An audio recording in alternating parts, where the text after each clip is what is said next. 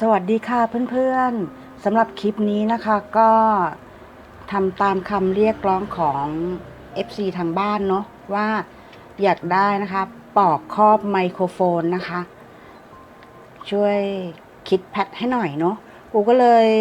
มาทำแพทง่ายๆนะคะให้เพื่อนๆได้ดูกันนะคะสัก4แบบนะคะซึ่งวัสดุอุปกรณ์ที่เราใช้นะคะก็จะมีไหมพรมนะคะแล้วแต่เพื่อนๆจะต้องการเลยนะคะไม่ว่าจะเป็นไหมพรม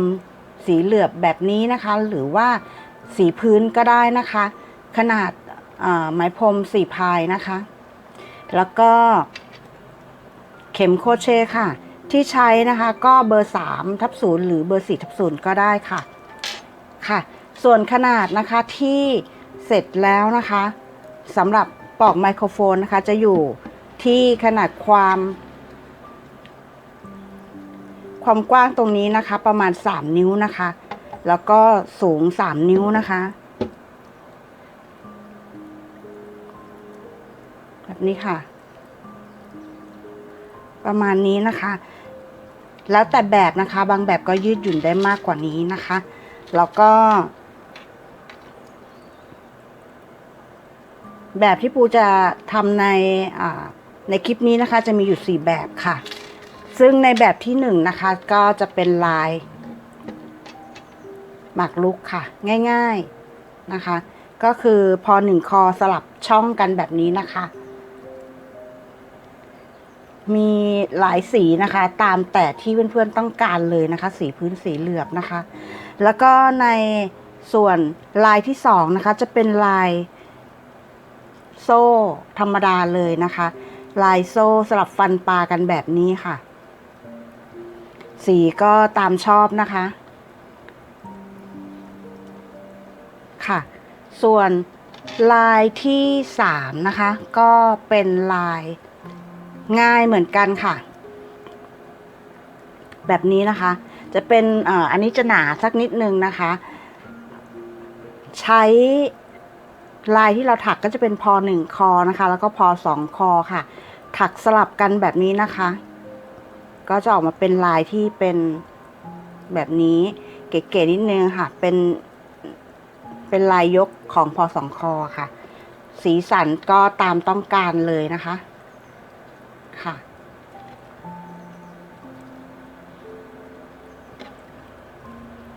ส่วนลายที่4นะคะที่นำมาฝากเพื่อนๆกันนะคะก็เป็นลายตะข่ายง่ายๆธรรมดานะคะแต่เก๋ไก๋ค่ะลายที่ใช้ถักก็คือพอ1 คอกับโซ่เท่านั้นเองนะคะถักตรงๆแบบนี้นะคะค่ะสีสันของไหมพรมตามชอบค่ะอันนี้ปุกก็ทำหลากสีมาให้เพื่อนๆได้ดูกันนะคะหากเพื่อนๆพร้อมกันแล้วนะคะอุปกรณ์พร้อมกันแล้วนะคะก่อนไปดูคลิปนะคะรบกวนเพื่อนๆนะคะกดติดตามนะคะ Subscribe กดไลค์กดแชร์หรือคอมเมนต์เป็นกำลังใจสร้างสรรค์นะคะให้กับทางช่องได้ผลิตผลงานในชิ้นถัดๆไปให้กับทุกท่านได้รับชมกันด้วยนะคะพร้อมแล้วไปติดตามกันเลยค่ะเราเริ่มต้นจากการทำห่วงก่อนนะคะเอาไหมพาดที่ด้านหลังนิ้วชี้นะคะแล้วก็พันมา2 รอบนะคะเอาเข็มนะคะเกี่ยวเอาเข็มลอดใต้เส้นแรกนะคะเกี่ยวไหมเส้นที่2ที่อยู่บนนิ้วชี้นะคะลอดผ่านไหมเส้นที่1มานะคะแล้วก็หงายเข็มขึ้นมาแบบนี้ค่ะแล้วก็เอาเข็มไปที่ด้านหลังไหมเส้นที่2นะคะหลังนิ้วชี้เนี่ยค่ะลอดผ่านมานะคะแล้วก็ปลดไหมออกจากนิ้วชี้นะคะทำโซ่ขึ้นไป2นะคะค่ะได้เป็นลักษณะแบบนี้นะคะเราจะทำพอ1 คอลงไปในห่วงค่ะ29 ครั้งค่ะ2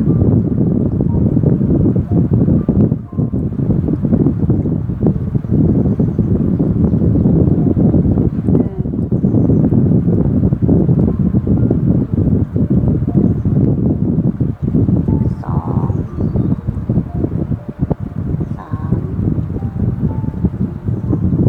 4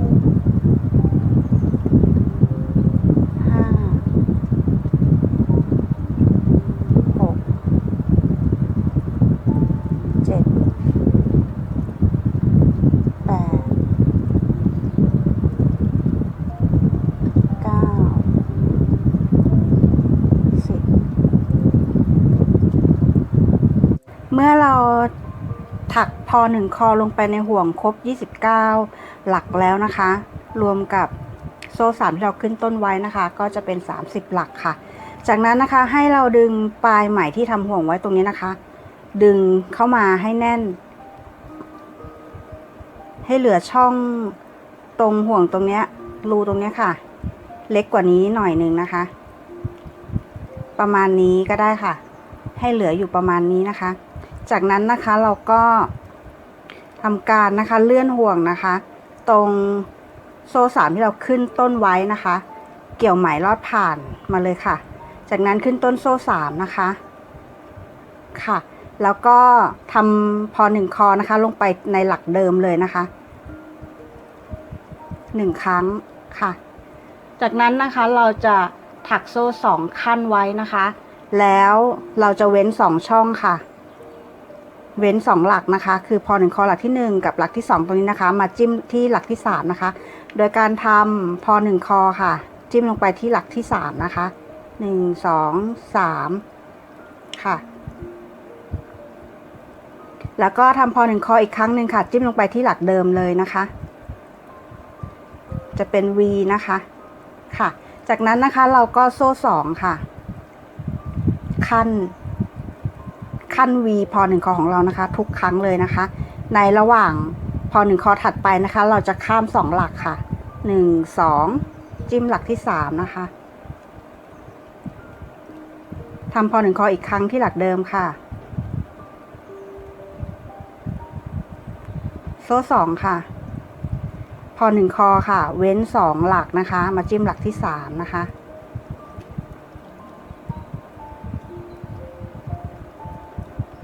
ค่ะทำอย่างนี้จนจบแถวนะคะ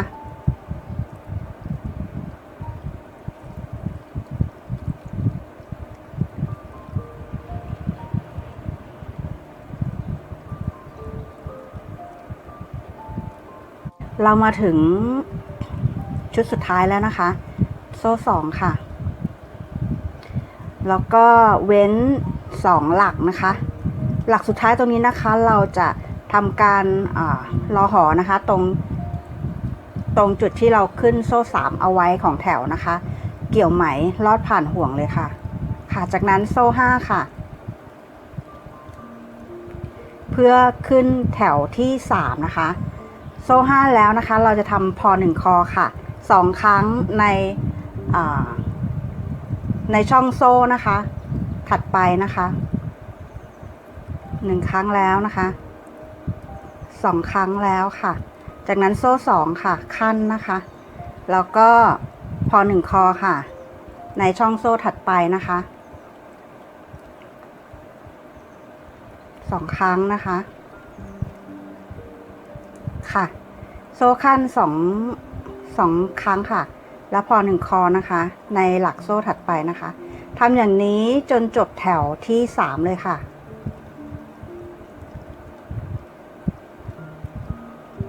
เมื่อมาถึงหลักสุดท้ายแล้วนะคะเราโซ่2นะคะหลักสุดท้ายตรงนี้นะคะเราจะทำพอ1คอแค่ครั้งเดียวค่ะค่ะจากนั้นนะคะเราจะรอหอนะคะที่โซ่เริ่มต้นนะคะในหลักที่3นะคะ1 2 3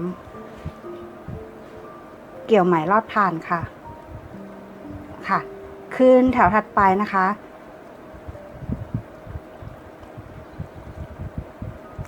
โซ่1นะคะแล้วก็คอทอนะคะที่หลักโซ่ว่างตรงนี้นะคะ1ครั้งแล้วก็โซ่ขึ้นไปอีก2ค่ะเป็น1หลักแล้วนะคะหลักที่2ก็จะเป็นพอ1คอค่ะแล้วก็โซ่2ขั้นไว้นะคะ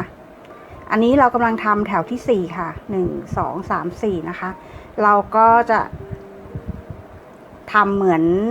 แพทเทิร์นเดิมเลยนะคะคือพอ1คอ2ครั้งนะคะในหลักของโซ่ว่างตรงนี้นะคะแล้วก็โซ่2ขั้นนะคะแล้วก็พอ1คอในหลักถัดไปนะคะแบบนี้นะคะทำจนจบแถวเลยค่ะ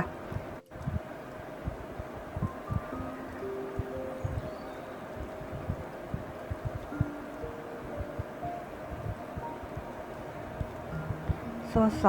2เรามาถึง หลักแรกที่เราขึ้นแถว4ไว้แล้วนะคะตรงนี้เราก็จะทำ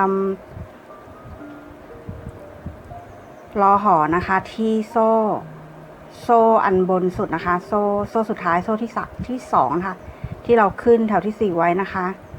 เกี่ยวไหมลอดผ่านเลยนะคะ1 2 3 4แล้วได้4แถวแล้วค่ะ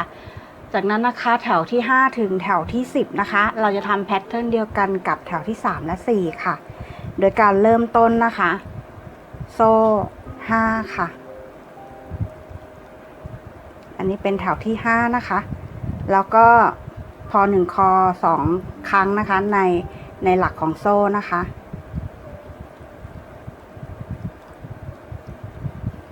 โซ่2ค่ะทำแบบนี้นะคะไปจนถึงแถวที่10เลยค่ะ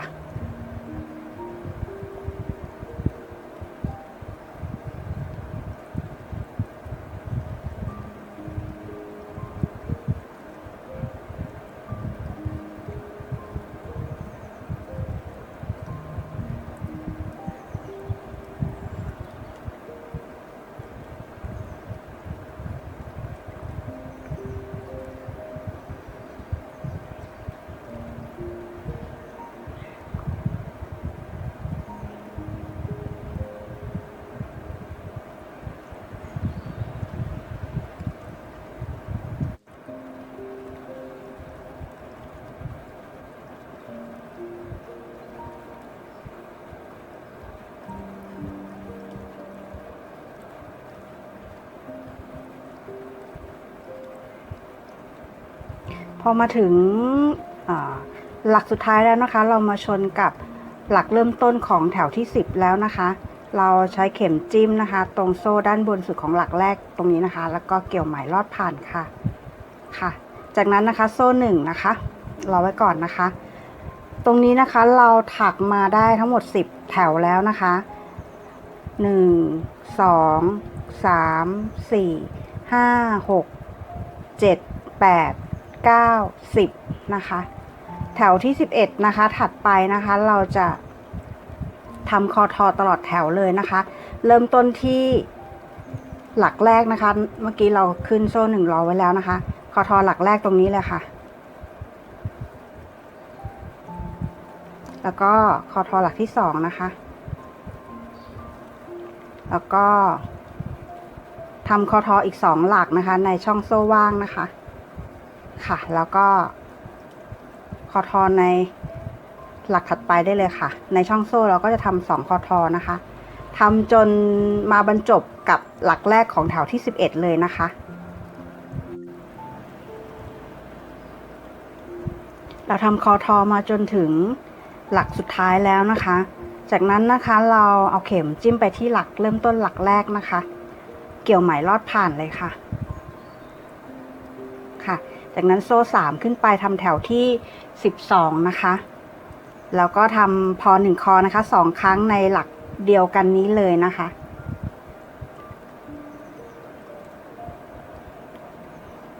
1ครั้งแล้วนะคะ2ครั้ง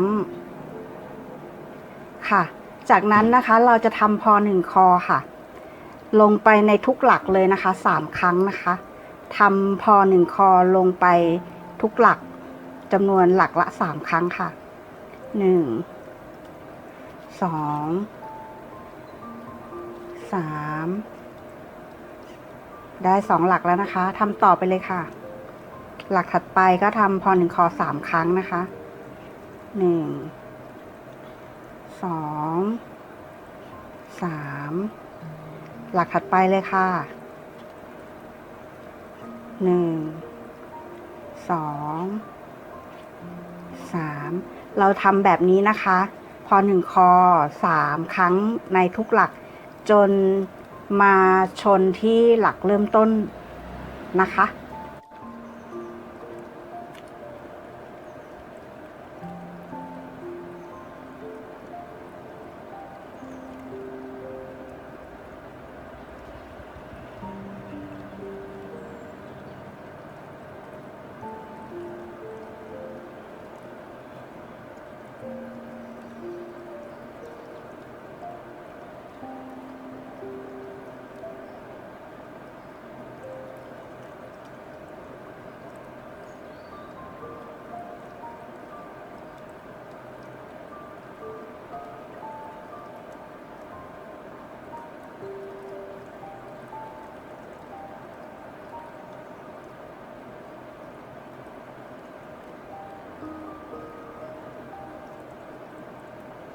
ค่ะ เรามาถึงหลักสุดท้ายนะคะของแถวที่12แล้วนะคะ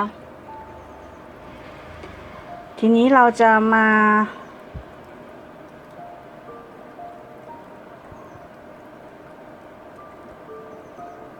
รอหอนะคะที่หลักเริ่มต้นนะคะ ตรงจุดนี้นะคะ เกี่ยวไหมลอดผ่านมาเลยค่ะ แล้วก็โซ่1นะคะ จากนั้นตัดไหมได้เลยค่ะ เราก็จะได้รูปทรงของที่ครอบไหมเป็นแบบนี้นะคะ ใส่ออกมาก็จะเป็นแบบนี้ค่ะค่ะ แล้วจากนั้นนะคะเพื่อนๆก็เก็บปลายไหมด้านในด้วยนะคะ ตรงนี้นะคะ เอาเข็มร้อยนะคะ แล้วก็ซ่อนรอบตรงนี้นะคะ แล้วก็ตัดไหมได้เลยค่ะ ทางปลายของแถวที่12ปลายไหมแถวที่12ก็เหมือนกันนะคะ เก็บไหมให้เรียบร้อยค่ะ งานที่ได้ก็จะได้เป็นแบบนี้ค่ะ ชายก็เยอะๆแบบนี้นะคะ เราเริ่มต้นทำห่วงก่อนนะคะ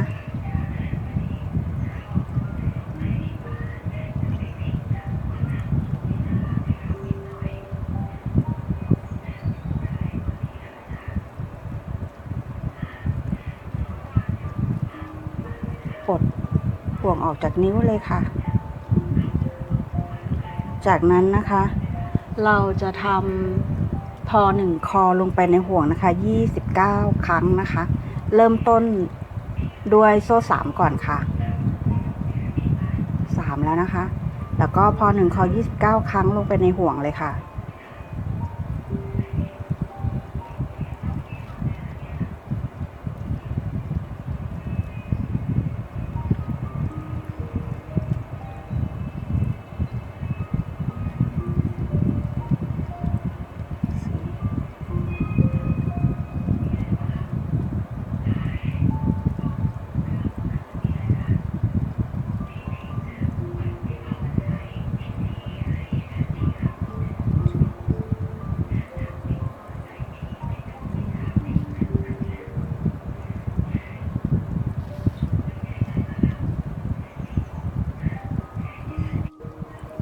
เมื่อเราได้29พอ1คอแล้วนะคะ ก็เราก็ดึงนะคะปลายของห่วงนะคะให้แน่นนะคะ เหลือรูไว้สักนิดนึงค่ะ อย่าให้มันชิดทีเดียว เหลือรูไว้ประมาณเท่านี้นะคะ ประมาณเท่านี้ค่ะ จากนั้นนะคะเราก็มาเลื่อนห่วงนะคะ ตรงโซ่3ที่เราขึ้นหลักเอาไว้นะคะ เกี่ยวไหมแล้วก็ลอดผ่านเลยค่ะ ในแถวที่2นะคะเราจะขึ้นโซ่3นะคะ ขึ้นโซ่3แล้วก็ทำพอ1คอนะคะ ในหลักถัดไปนะคะคือหลักนี้ค่ะ1ครั้งนะคะ จากนั้นนะคะในหลักถัดไปค่ะ เราจะทำพอ1คอ2ครั้งในหลักเดียวกันเลยนะคะ หรือทำ V นั่นเองนะคะ พอเราได้ V แล้วนะคะพอ1คอแล้วนะคะในหลักเดียวกันต่อไปนะคะเราทำพอ1คอค่ะ2ครั้งนะคะ ในหลักถัดไปค่ะ1แล้วนะคะ หลักถัดที่2นะคะ2แล้วนะคะ ทีนี้ในหลักถัดไปค่ะเราก็จะทำพอ1คอ2ครั้งในหลักเดียวกันอีกนะคะ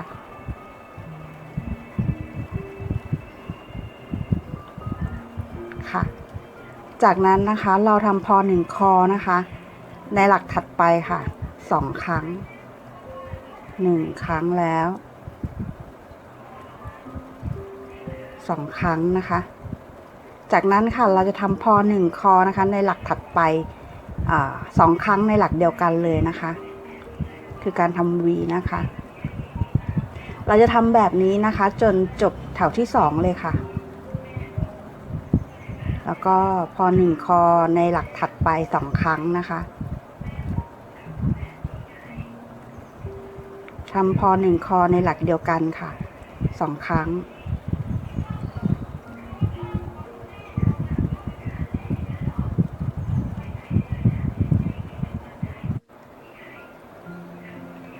หลักสุดท้ายนะคะจะเป็น V ค่ะ พอ1คอ2ครั้งในหลักเดียวกันค่ะ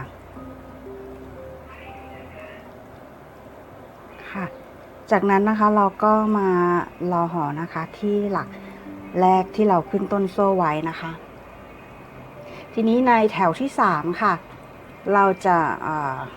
ทำโซ่5นะคะ1 2 3 4 5ค่ะจากนั้นนะคะเราจะเว้นไป3หลักนะคะ1 2 3มาจิ้มที่หลักที่4ค่ะทำคอทอนะคะโซ่5ค่ะ1 2 3 4 5เว้น3นะคะ1 2 3มาจิ้มที่หลักที่4ทำคอทอค่ะ1 2 3 4 5เว้น3ค่ะ1 2 3จิ้มหลักที่4คอทอโซ่51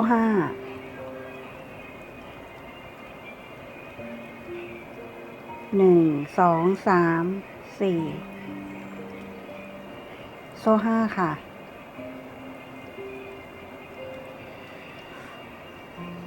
1 2 3จิ้มหลักที่4ค่ะ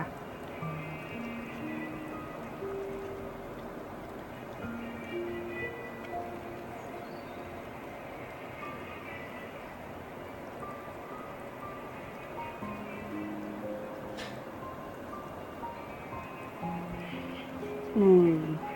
2 3 4 5จิ้มหลักที่4ค่ะคอทอ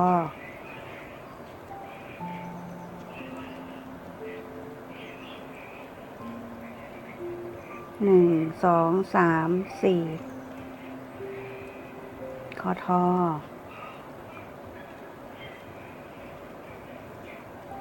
โซ่5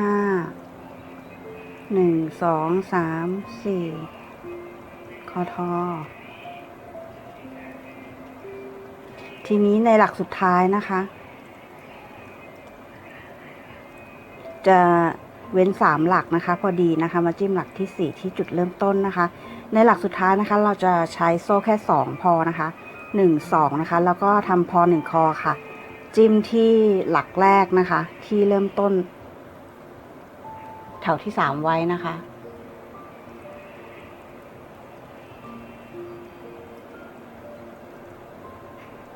ค่ะจะได้แบบนี้นะคะค่ะแถวถัดไปนะคะแถวที่4นะคะถึงแถวที่13ค่ะเราจะทำเหมือนกันกับแถวที่3ตรงนี้เลยนะคะในหลักแรกนะคะขึ้นโซ่5ค่ะ3 4 5นะคะแล้วก็มาทำคอทอตรงกลางโซ่ของหลักแรกที่เรา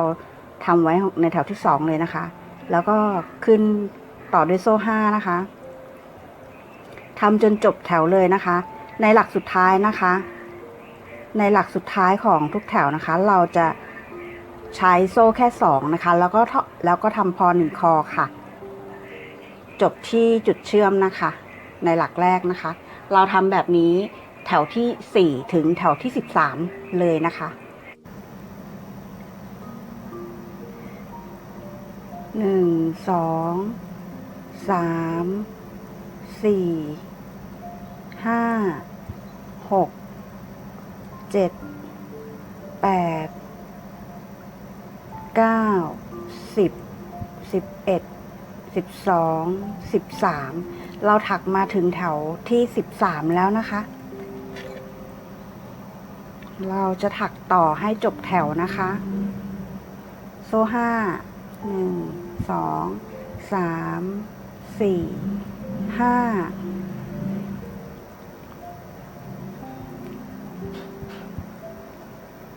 1 2 3 4 5ในหลักสุดท้ายนะคะของแถวที่13นะคะเราจะถักโซ่5เลยนะคะแล้วเราจะมาคอทอที่จุดเริ่มต้นของแถวที่13ค่ะจากนั้นนะคะเราจะคอทอนะคะ ในช่องโซ่นะคะช่องละ4คอทอค่ะทำจนจบแถวที่13เลยนะคะ4แล้วนะคะก็ถักไปคอทออีก4นะคะ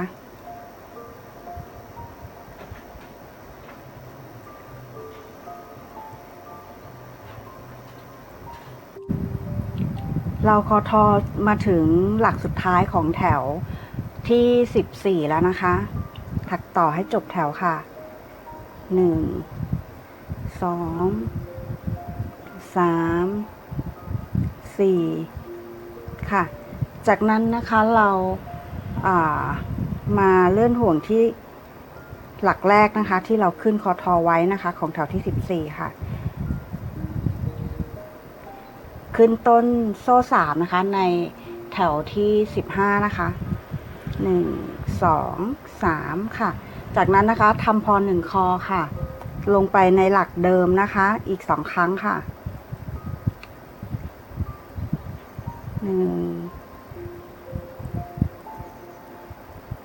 2ค่ะในหลักถัดไปนะคะเราจะทำพอ1คอนะคะหลักละ3ครั้งค่ะ1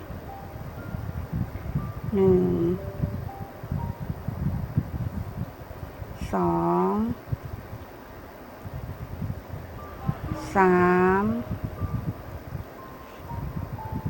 ค่ะหลักถัดไปก็ทำพอ1คอ3ครั้งค่ะในหลักเดียวกันนะคะ1 2 3ทำอย่างนี้นะคะทุกหลักเลยนะคะจนจบแถวค่ะเราถักแถวที่15นะคะมารอบแล้วนะคะเหลืออยู่4หลักนะคะเดี๋ยวเราจะถักต่อให้จบแถวเลยค่ะ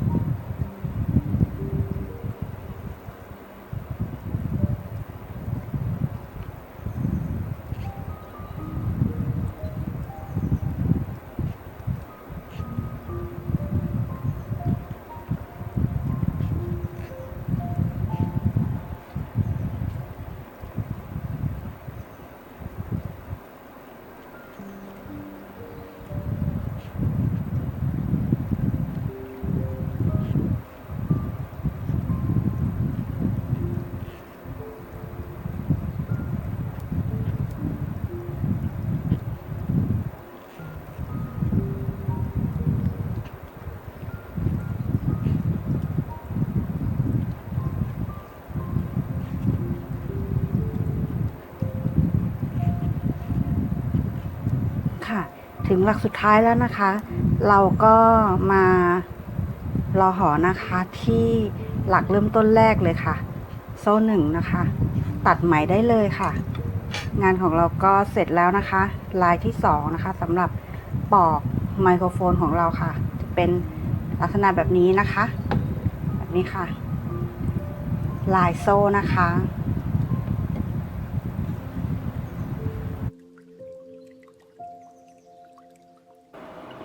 เรามาเริ่มต้นด้วยการทำห่วงก่อนนะคะ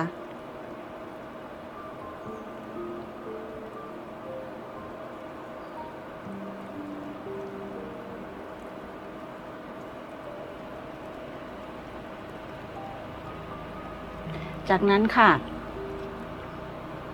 เราจะทำพอ1คอนะคะลงไปในห่วงนะคะ29ครั้งนะคะเริ่มต้นโซ่3ก่อนค่ะ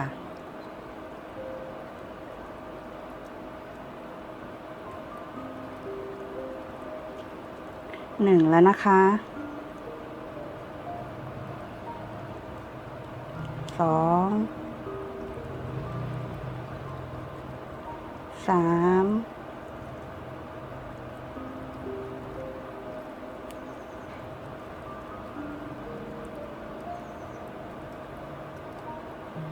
4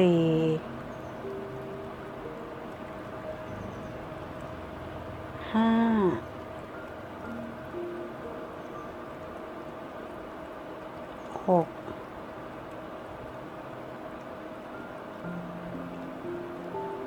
7 8 9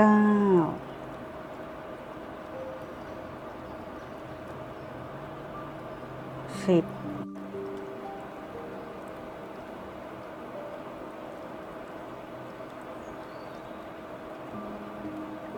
26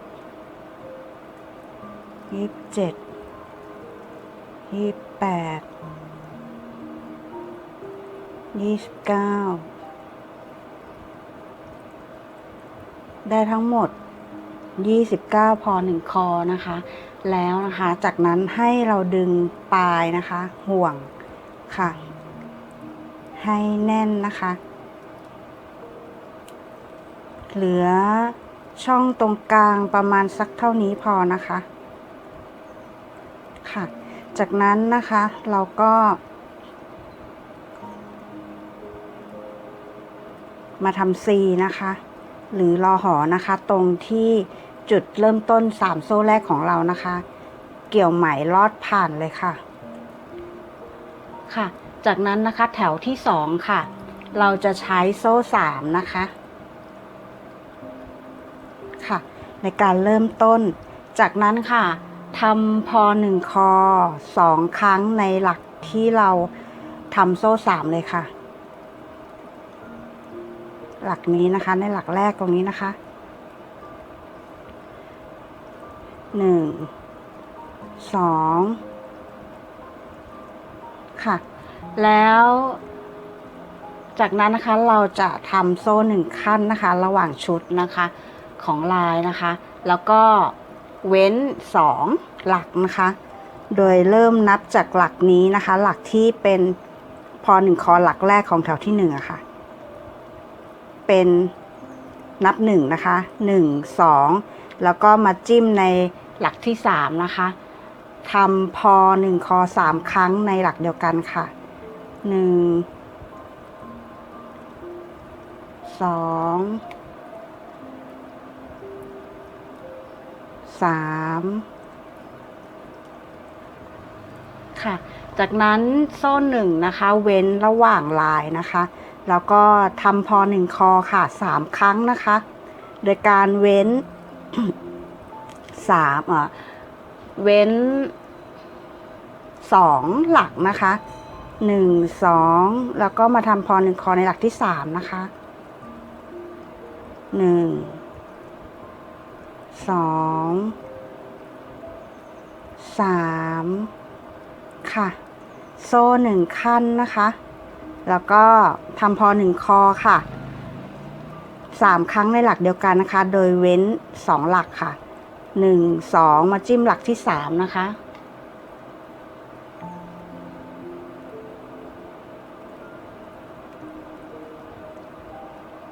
2แล้วนะคะ3โซ่1ค่ะขั้นนะคะแล้วก็ทำพอ1คอค่ะเว้น2หลักนะคะ1 2มาจิ้มหลักที่3นะคะทำพอ1คอ3ครั้งในหลักเดียวกันค่ะ1ครั้งแล้วนะคะ2 3ค่ะโซ่1ค่ะเราจะทำแบบนี้นะคะจนรอบแถวที่2เลยนะคะจนมาจบกับจุดเริ่มต้นนะคะของแถวที่2ค่ะโซ่1ขั้นนะคะแล้วก็เว้น2หลักค่ะ1 2มาจิ้มหลักที่3นะคะพอ1คอ3ครั้งในหลักเดียวกันค่ะ2แล้วนะคะ3โซ่1ขั้นค่ะเรามาชนที่หลักเริ่มต้นแล้วนะคะให้เราทำ C นะคะหรือรอหอนะคะ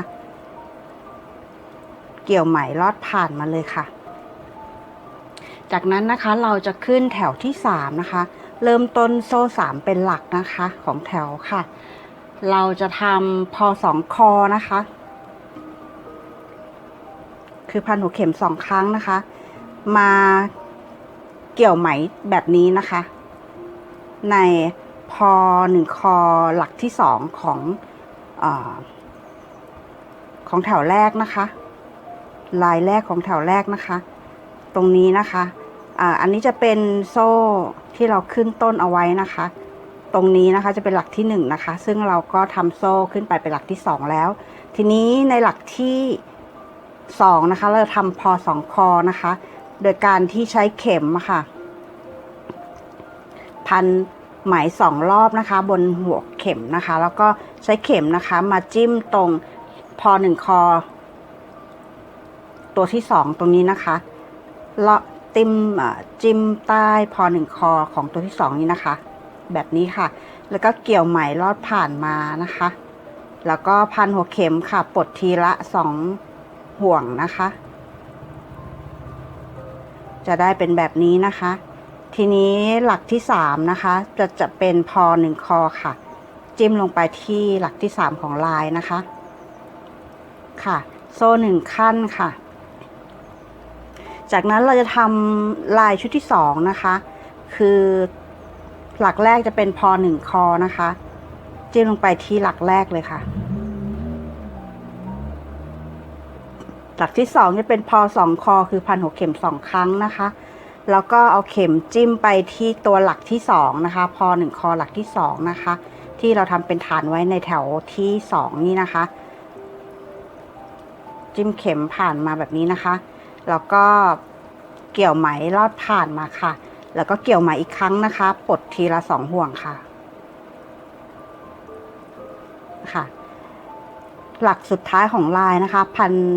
นหัวเข็ม1ครั้งค่ะหรือพอ1คอค่ะจิ้มลงไปที่หลักตัวที่3ของลายนะคะโซ่1ขั้นระหว่างลายนะคะค่ะลายจะเป็นแบบนี้นะคะจากนั้นเราก็พอ1คอนะคะลงไปในหลักแรกของลายถัดไปนะคะค่ะ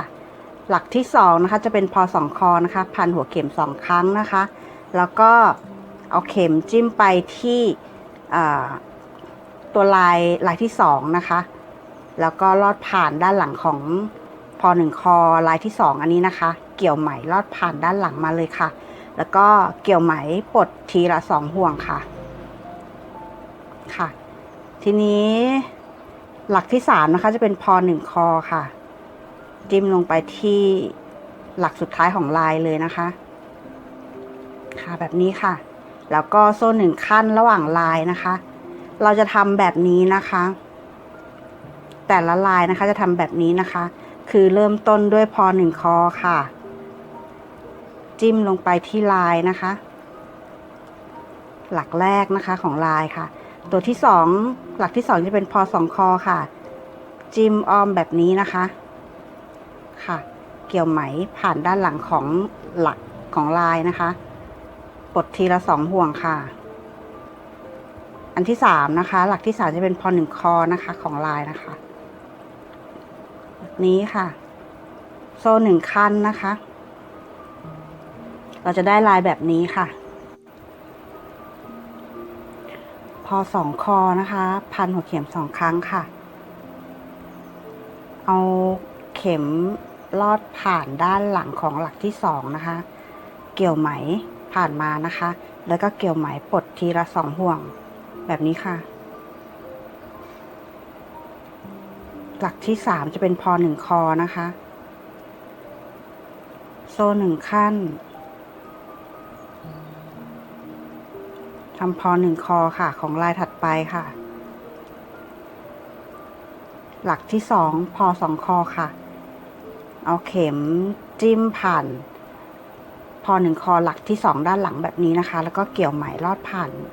มาด้านหลังนะคะแล้วก็เกี่ยวไหมปลดทีละ2ห่วงของพอ2คอเนี้ยค่ะพันหัวเข็ม1ครั้งค่ะจิ้มลงไปที่หลักที่3ของลายนะคะโซ่1ขั้นนะคะเราก็ถักมาจบนะคะ ในแถวที่3นี้นะคะมาชนแล้วนะคะให้เราทำ C นะคะที่หลักแรกที่เราขึ้นต้นโซ่3ไว้ค่ะเกี่ยวไหมด้านลอดผ่านมาเลยนะคะแล้วก็โซ่3ค่ะขึ้นเป็นหลักที่ของแถวที่4นะคะทีนี้นะคะแถวที่4ถึงแถวที่10นะคะเราจะทำตามแพทเทิร์นของแถวที่3เลยนะคะโดยการขึ้นต้นโซ่3เป็นหลักแรกของลายแล้วนะคะก็หลักที่2นะคะจะเป็นพอ2คอนะคะพันหัวเข็ม2ครั้งบนเข็มค่ะแล้วก็แทงเข็มด้านหลังของหลักนะคะปลดทีละ2ห่วงค่ะพอ1คอค่ะโซ่1ขั้นระหว่างลายนะคะจากนั้นนะคะทำพอ1คอค่ะในลายถัดไปนะคะพอ2คอค่ะเอาเข็มจิ้มด้านหลังของหลักนะคะปลดทีละ2ห่วงพอ1คอโซ่1ขั้นนะคะพอ1คอค่ะในหลักถัดไปนะคะของลายถัดไป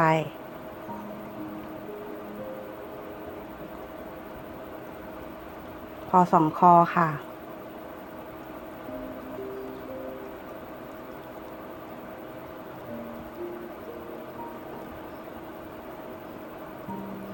พอ1คอค่ะ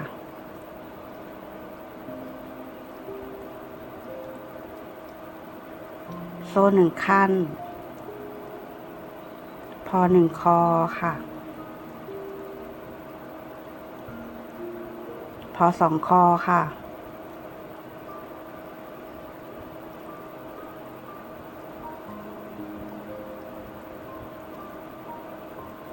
พอ1คอค่ะ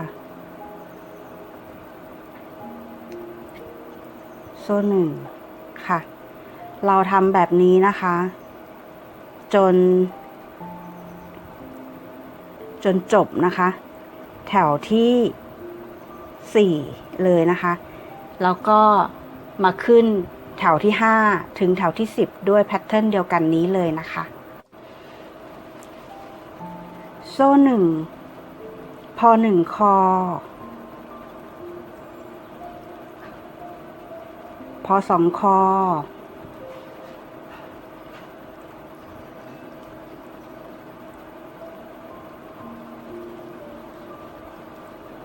พอ1คอ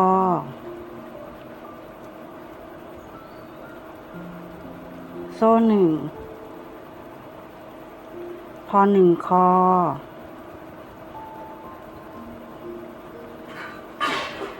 พอ2คอ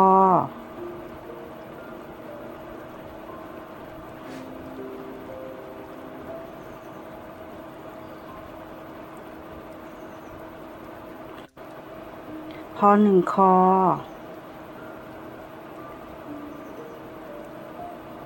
โซ่1เราทำมาจน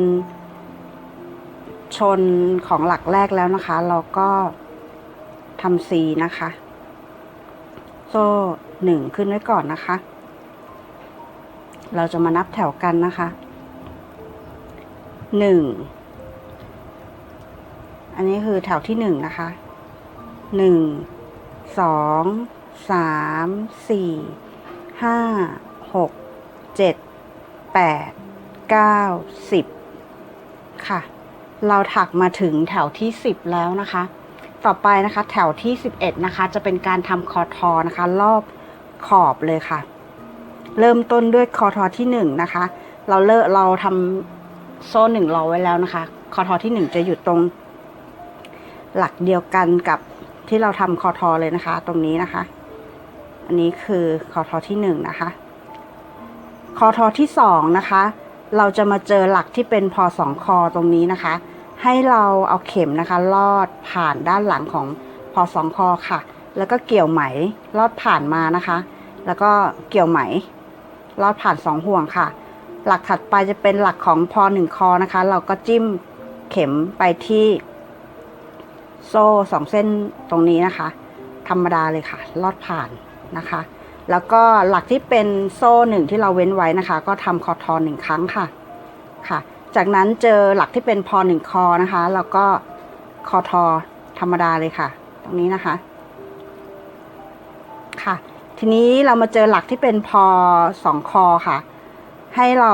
เอาเข็มลอดด้านหลังของพอ2คอนะคะแล้วก็เกี่ยวไหมลอดผ่านค่ะทำคอทอค่ะต่อไปเรามาเจอหลักที่เป็นพอ1คอนะคะก็เอาเข็มจิ้ม2ห่วงของโซ่ตรงนี้นะคะทำคอทอปกติเลยค่ะแล้วก็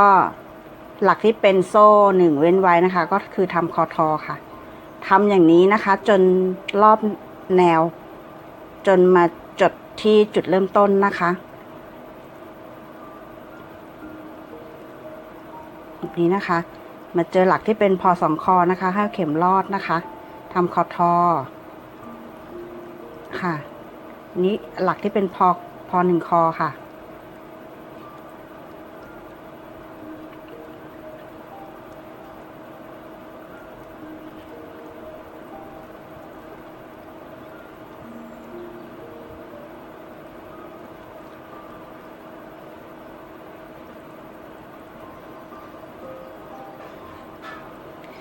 หลักที่เราทำคอทอตรงช่วงตรงหลักที่เป็นพอ2คอตรงนี้นะคะลายของพอ2คอก็จะยกขึ้นมาแบบนี้นะคะค่ะถักต่อจนจบแถวเลยนะคะ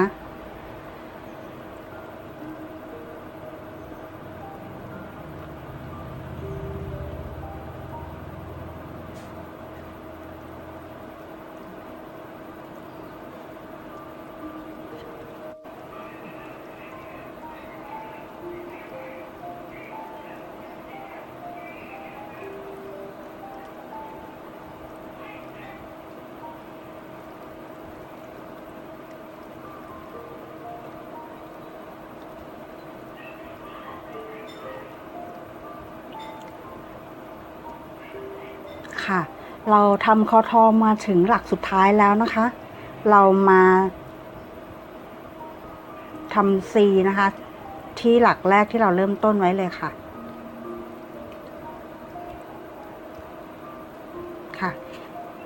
เกี่ยวไหมลอดผ่านนะคะจากนั้นขึ้นโซ่3รอนะคะเพื่อที่เราจะทำแถวที่12ค่ะซึ่งเป็นแถวสุดท้ายของแพทเทิร์นแล้วนะคะโซ่3แล้วจากนั้นเราทำพอ1คอค่ะที่หลักเดิมเลยค่ะ2ครั้ง1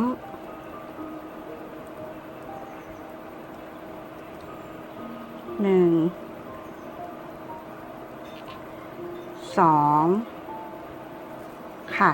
แล้วเราก็ทำพอ1คอค่ะที่หลักถัดไปนะคะ3ครั้งในหลักเดียวกันค่ะ1แล้วนะคะ2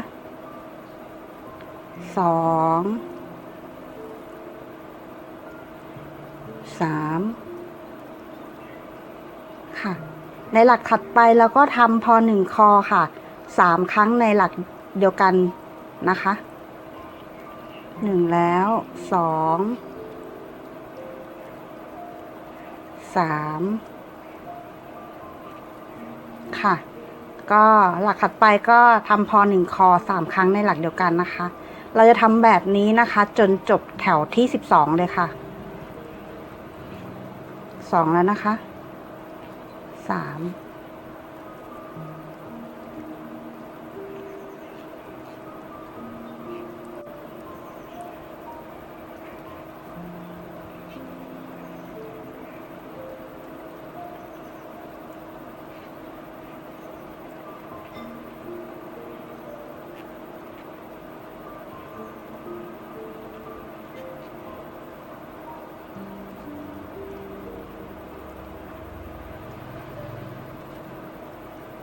ค่ะเราจะถักไปเรื่อยๆนะคะทุกหลักเลยนะคะพอ1คอ3ครั้งใน1หลักค่ะจนมาจบชนที่จุดเริ่มต้นของแถวค่ะ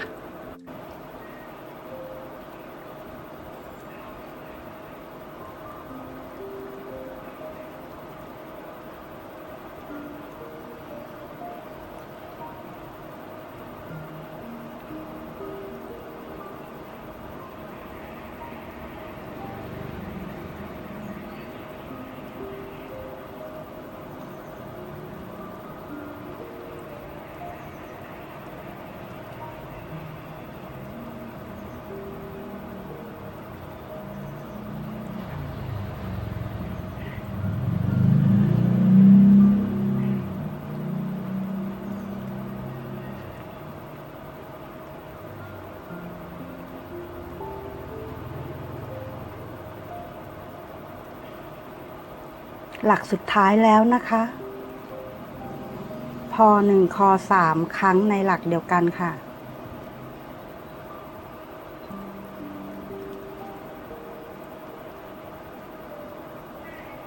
ครบแล้วนะคะ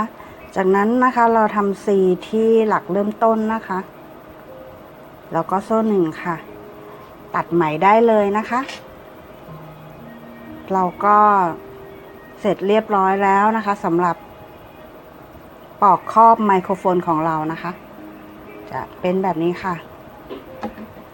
แบบนี้นะคะ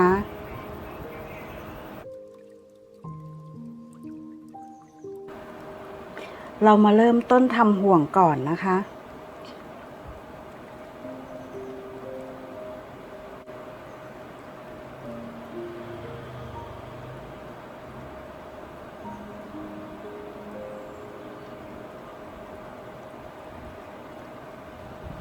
จากนั้นนะคะเราจะทำพอ1 คอค่ะลงไปในห่วงทั้งหมด29 หลักนะคะก่อนอื่นนะคะเราจะมาขึ้นต้นโซ่ก่อนนะคะ3โซ่เป็นหลักก่อนนะคะ1 2 3นะคะแล้วก็ตามด้วยพอ1 คอ29 ครั้งนะคะในห่วงวงกลมนี้นะคะ1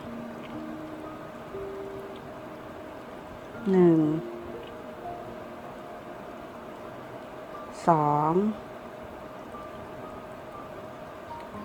3 4 5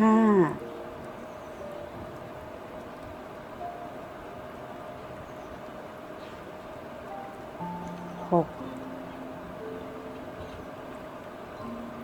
7 8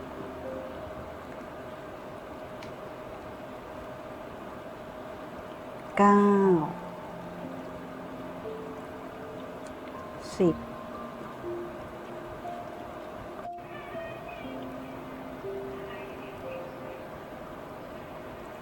26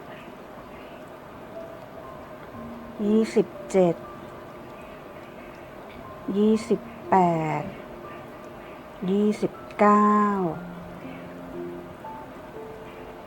29ค่ะพอเราทำพอ1 คอนะคะได้ทั้งหมด29 หลักแล้วนะคะเราก็มาดึงปลายไหมนะคะปลายห่วงที่เราทำไว้นะคะให้แน่นนะคะให้เหลือเป็นรูตรงกลางไว้นิดเดียวค่ะ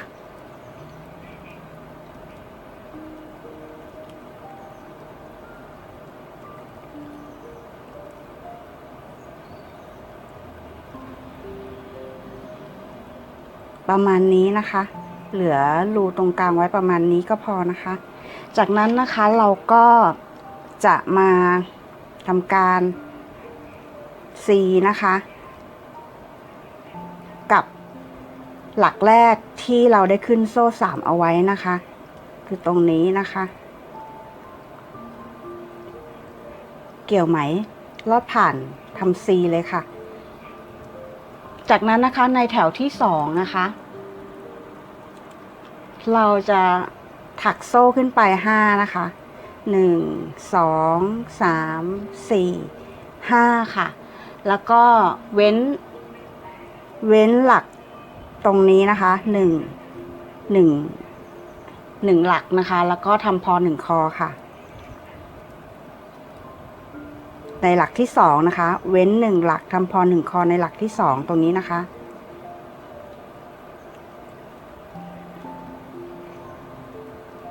จากนั้นค่ะเราทำโซ่2 ขั้นนะคะ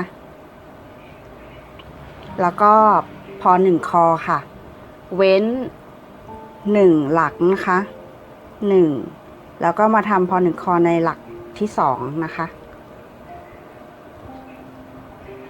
ค่ะโซ่2ค่ะพอ1 คอค่ะเว้น1 หลักค่ะ1 2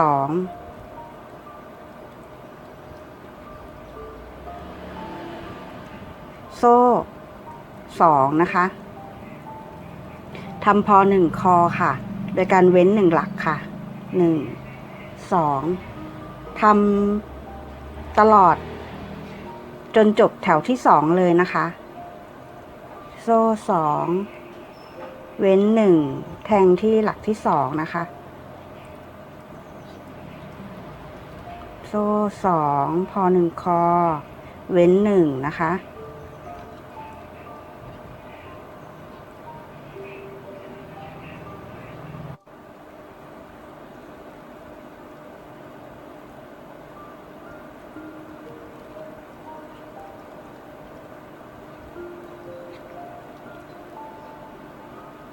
ค่ะเราถักมาชนกับหลักแรกแล้วนะคะให้เรานับโซ่ที่เริ่มต้นนะคะไปสามหลักนะคะ1 2 3นะคะแล้วก็จิ้มนะคะเข็มจิ้มไปเลยค่ะจากนั้นทำ C นะคะลอดผ่านห่วงมานะคะแล้วก็ในแถวที่3นะคะอันนี้เป็นแถวที่1แถวที่2นะคะแถวที่3ถึงแถวที่10ที่เราจะทำต่อจากนี้นะคะใช้แพทเทิร์นเดียวกันกับแถวที่2เลยค่ะโดยการเริ่มต้นของแถวที่3นะคะโซ่5ค่ะได้โซ่5แล้วนะคะก็พอ1คอนะคะลงไปที่หลักของพอ1คอทุกหลักเลยค่ะทำแบบนี้จนจบแถวค่ะแล้วก็ทำต่อขึ้นไปให้ถึงแถวที่10นะคะ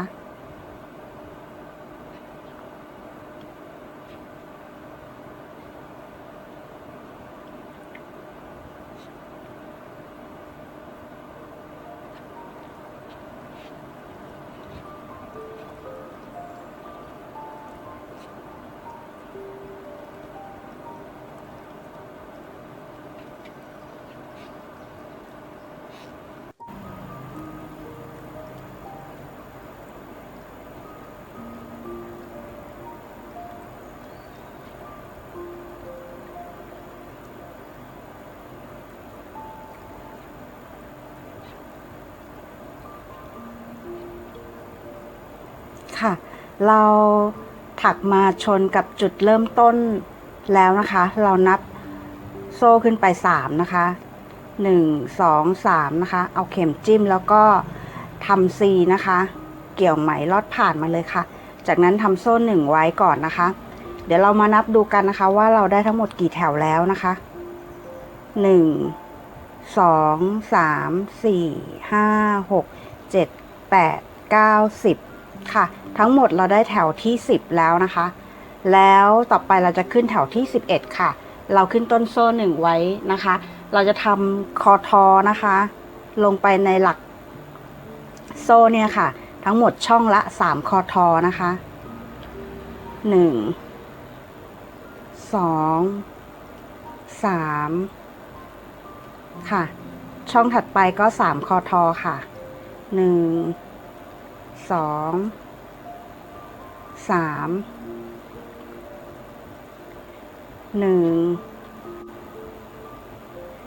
2 3 1 2 3เราจะทำ3คอทอนะคะในแต่ละช่องจนวนกลับมาเจอกันที่จุดเริ่มต้นอีกครั้งหนึ่งค่ะ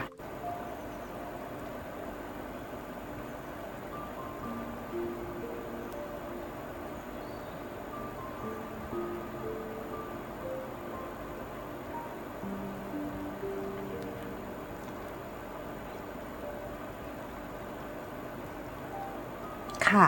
เราถักคอทอมาจนชนจุดเริ่มต้นแล้วนะคะให้เราทำ C นะคะที่หลักแรกเลยค่ะเกี่ยวไหมลอดผ่านนะคะจากนั้นนะคะเราจะขึ้นแถวที่12ค่ะโดยการขึ้นโซ่3นะคะแล้วก็พอ1คอค่ะลงไปที่หลักเดิมนะคะ2ครั้ง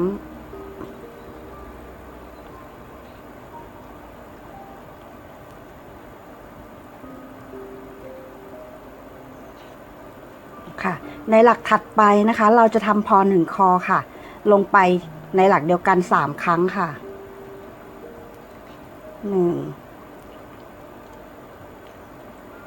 2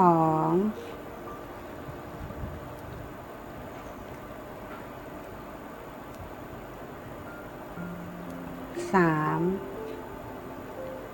ในหลักถัดไปก็ทำพอ1คอ3ครั้งในหลักเดิมนะคะทำทุกหลักนะคะจนมาบรรจบครบรอบแถวเลยนะคะ1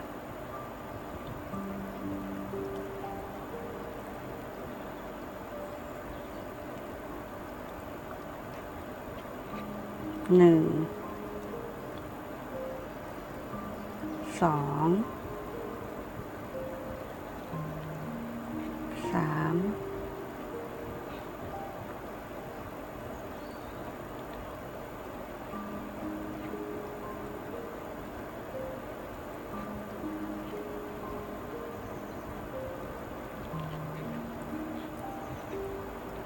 ค่ะ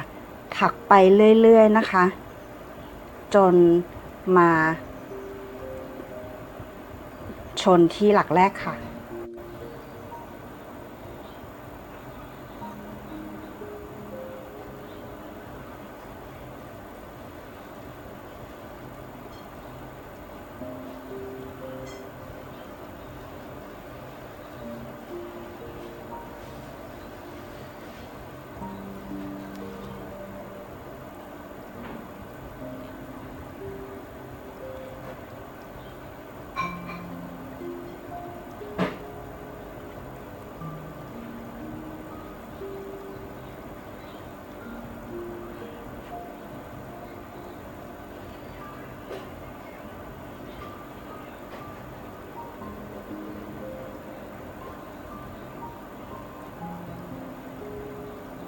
หลักสุดท้ายแล้วนะคะเราก็ทำพอ1คอลงไปในหลักเดียวกัน3ครั้งค่ะครั้งที่2ครั้งที่3ค่ะมาชนกับหลักเริ่มต้นนะคะเราทำ C จบแถวเลยค่ะแล้วก็โซ่1ค่ะตัดไหมได้เลยนะคะค่ะเราก็เสร็จงานปอกไมโครโฟนของเราแล้วนะคะเป็นแบบนี้ค่ะ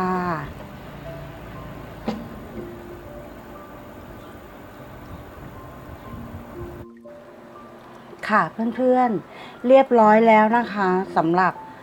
ปอกไมโครโฟนทั้ง4แบบของเรานะคะตรงนี้นะคะเรียบร้อยสำเร็จสวยงามนะคะง่ายเก๋ไก่นะคะท้ายคลิปนี้นะคะขอขอบคุณนะคะเพื่อนๆทุกท่านเลยนะคะที่ติดตามคลิปตั้งแต่ต้นจนจบของเรานะคะแล้วก็ขอบคุณทุกกำลังใจนะคะที่กดไลค์ติดตาม Subscribe ของเรามาจนท้ายคลิปค่ะสุดท้ายนี้นะคะเราลาไปก่อนนะคะขอให้เพื่อนๆสุขภาพดีมีความสุขค่ะแล้วพบกันใหม่ในคลิปหน้าค่ะสวัสดีค่ะ